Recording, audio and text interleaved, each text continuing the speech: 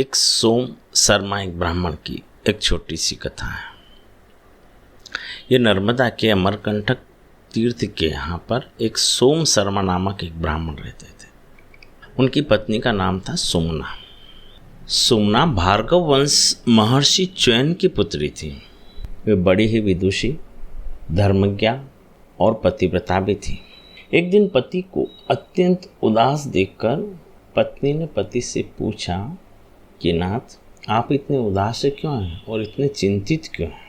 आप मुझे भी बता सकते हैं। स्त्री जब भाव समझ ले, पति की स्थितियों को जान ले, वही स्त्री है। और आप अगर इतनी चिंता रखते हैं तो इस चिंता से तो आपके शरीर का हाश होगा। आप इतने चिंतित और दुखी क्यों हैं, मुझे भी तो बताइए। जब पत्नी के इस प्रकार सुमना के आदर पूर्वक पूछने पर सोम शर्मा ने कहा कि मुझे इस बात की चिंता है कि हमारे यहाँ कोई संतान नहीं हो रही है और मेरी इच्छा है कि संतान हो, तो क्या करें। सोम शर्मा ने कहा कि पता नहीं किस पाप से इतना निर्धन भी हूँ, बड़ा गरीब हूँ, मेरे यहाँ संतान भी नहीं है और धन और पुत्र की मुझे इतनी चिंता है, मैं क्या करूँ। ब्राह्मण सोम शर्मा के मन की ये बात सुनकर सुमना ने बड़ा अच्छा उपदेश दिया। हम इन उपदेशों को और इन कथाओं को इसलिए समझते हैं कि हमारे जीवन में एक प्रेरणा दें। अगर हम समझें तो आजकल हम समझना कम चाहते हैं, और अगर हम पुराणों से स्त्रियों की तुलना आज से करें तो बहुत अंतर है। अब जब सुमना को ये बात अपने पति की चिंता की पता चली तो उन्होंने अपने पति से कहा कि आप मेरी बात थोड़ा सा ध्यान से सुनें, शायद मेरी बातें आपकी चिंताओं को दूर कर सकें। पाप मानो एक वृक्ष है। ये सुमना अपने पति सोम शर्मा को बताती है कि पाप एक वृक्ष है, लोभ उसका बीज है और मोह जड़ है, असत्य तना और माया है और इसकी शाखाओं का विस्तार है, दंभ कुटिलता इसके पत्ते हैं, कुबुद्धि फूल है और अनृत उसकी गंध है। छल, पाखंड, चोरी, ईर्ष्या, क्रूरता, द्वेष, कूटनीति और पाप कर्म युक्त प्राणी इस मोह मूलक वृक्ष के पक्षी हो जाते हैं, जो माया रूपी शाखाओं पर बसेरा किए रहते हैं। अज्ञान उस वृक्ष का फल है और अधर्म रस है। दुर्भाव रूप जल के द्वारा सींचने से उसकी वृद्धि होती है। अश्रद्धा उसके फूलने फलने की ऋतु है। जो मनुष्य उस वृक्ष की छाया का आश्रय लेकर संतुष्ट रहता है, उसके पके फलों को जो नित्य खाता है और उन फलों के अधर्म रूप रस से पुष्ट होता है, वो ऊपर से कितना भी प्रसन्न क्यों न रहे, वास्तव में वह पतन की ओर ही चला जाता है। इसलिए स्त्री, धन, पुत्र आदि की चिंता नहीं करनी चाहिए। यह तो मूर्खों का मार्ग है, जो दिन रात मोह की नदी में डूबे रहते हैं, इसी चिंता में जलते रहते हैं कि कैसे हमें अच्छी स्त्री मिले, कैसे हमें धन मिले, कैसे हमें पुत्र मिले, कैसे हमारे पास संपत्तियां हो जाए, कैसे हमें कोई पद मिल जाए, कैसे हमें प्रतिष्ठाएं मिल जाए। इन्हीं के भीतर जल जल कर अपने जीवन का जो नाश कर लेते हैं। और स्वामी, आप तो विद्वान हैं, आप इन चिंताओं को छोड़ दीजिए। और फिर पुत्र हो तो यह क्या है कि उसके सुख ही मिलेगा? यह कौन कह सकता है? पुत्र न हो और पुत्र की आस में अगर पुत्र उत्पन्न हो तो ये कैसे कहा जा सकता है कि वो पुत्र के द्वारा हमें सुख मिलेगा।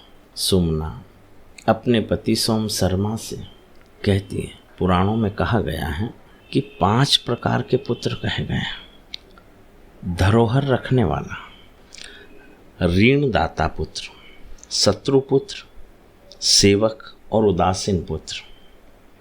जिसकी धरोहर हड़प ली जाती है, वो धरोहर का स्वामी रूप और गुण से संपन्न पुत्र होकर उत्पन्न होता है और धरोहर हड़पने का बदला लेने के लिए दारुण दुख देकर चला जाता है। अगर हम इस जन्म में किसी की संपत्तियाँ ले लें तो वही व्यक्ति हमारी जो हमने इस जन्म में हड़पी है, अगले जन्म में वो पुत्र रूप में उत्पन्न होता है और हमारी सारी संपत्तियों को ले लेता है और सबका नाश कर देता है। एक ऋणदाता पुत्र, जिसे हमने इस जन्म में किसी का ऋण लिया है, वह पुत्र रूप से उत्पन्न होगा और सदा ही दुष्टतापूर्ण बर्ताव करता है। गुणों की ओर तो कभी देखेगा ही नहीं, क्रूर स्वभाव का रहेगा, निष्ठुर आकृति बनाए सदा कठोर वचन बोलेगा माता पिता को, अच्छी अच्छी वस्तुओं का व्यवहार कभी नहीं करता, वो धन को बलपूर्वक उपभोग करता है और रोकने पर बड़ा क्रोध करता है, सारी संपत्ति बेकार लगाता है, कहने जाओ तो खाने को दौड़ेगा और जब अपना सारा ऋण चुका लेता है तो दुख देकर चला जाता है। तीसरा शत्रु पुत्र, जिसके साथ पूर्व जन्म में शत्रुता रही हो, वह पुत्र रूप से उत्पन्न होकर शत्रु का सा व्यवहार करता है।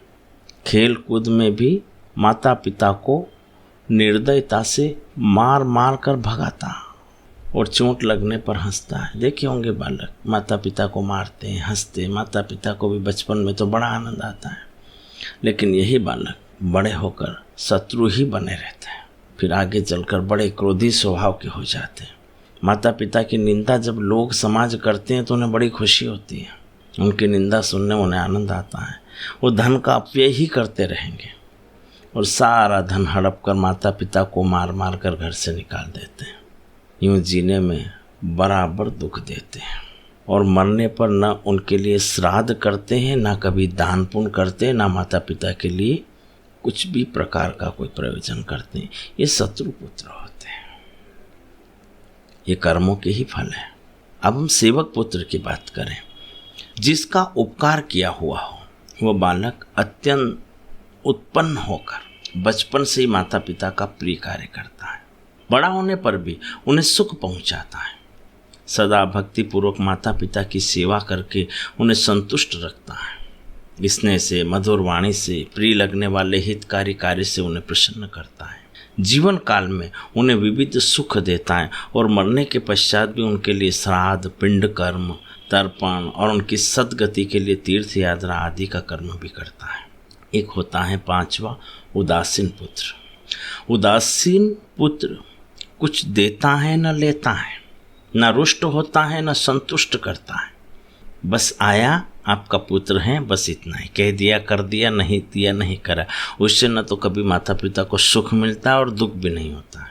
इस प्रकार के 5 प्रकार के पुत्र तो होते ही हैं, लेकिन ध्यान रखना ये पुत्र ही नहीं होते हैं, ऐसे माता पिता भी होते हैं, ऐसी पत्नी भी होती हैं, ऐसे हमारे स्वजन बंधु बांधव भी होते हैं, हमारे घर में नौकर नौकरानी नौकर चाकर भी ऐसे होते हैं, हमारे आस पड़ोसी भी होते हैं।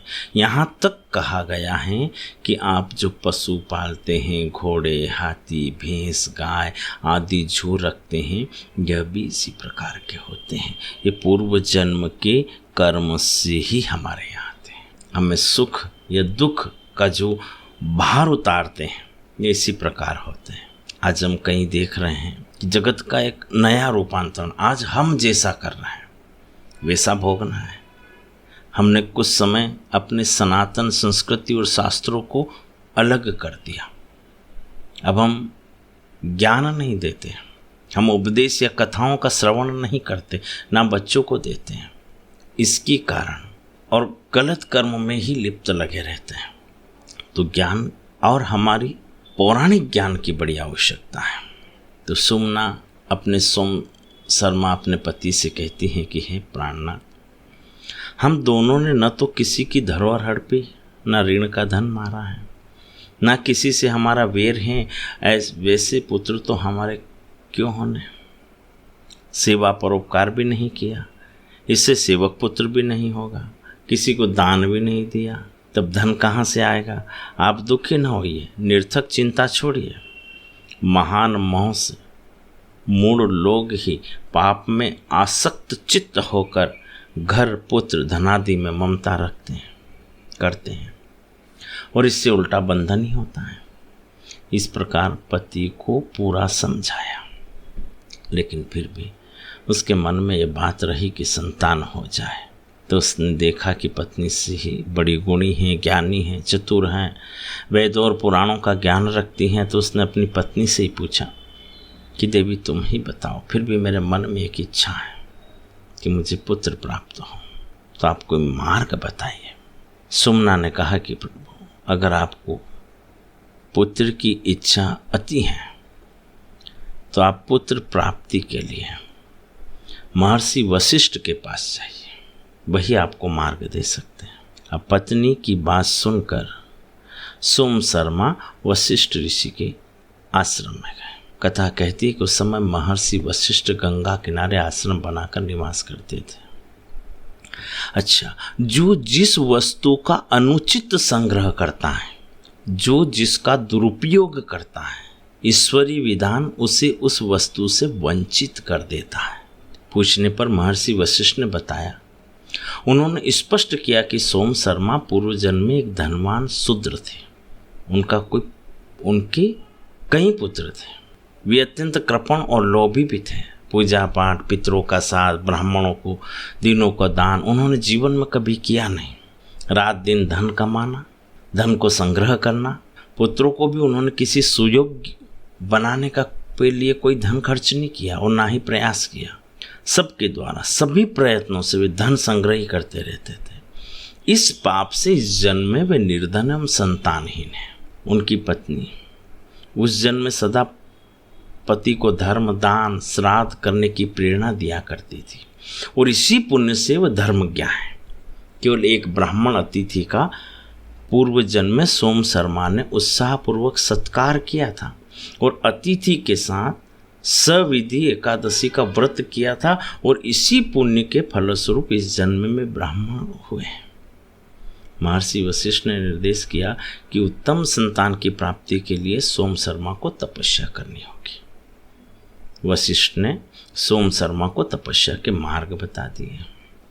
वहाँ से सोम शर्मा अपनी पत्नी के पास आए, पत्नी को सारी बातें बता दी।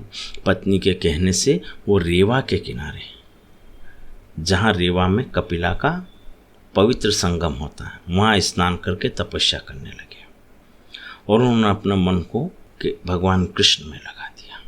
भगवान कृष्ण में लगा दिया और बहुत समय तक उन्होंने तप किया था, ध्यान किया और ध्यान के द्वारा भगवान नारायण का चिंतन किया। ये जो सोम शर्मा ने भगवान नारायण का जो ध्यान किया था, किस प्रकार किया और उन्होंने भगवान को कैसे पाया, ये ध्यान पद्धति और स्तुति बड़ी महत्वपूर्ण है और ये पद्म पुराण के भूमि खंड में देखने को मिल सकती है। उन्होंने अविचल श्रद्धा देखकर भगवान ने फिर उन्हें सोम शर्मा को पुत्र का वरदान दिया और धन का भी वरदान दिया। अब उनकी एक पुत्र हुआ, दुंदुभिया बजाई और आकाश पुत्र हुआ, जिसका नाम सुव्रत रखा गया।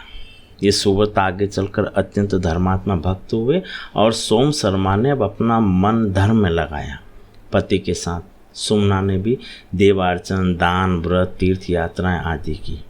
अब सुयोग्य धर्मात्मा पतिव्रता पत्नी का कल्याण हो, यह तो स्वाभाविक है ही, पर धर्मज्ञा बुद्धिमती साध्वी पत्नी के द्वारा पति का भी परम हित साधन होता है।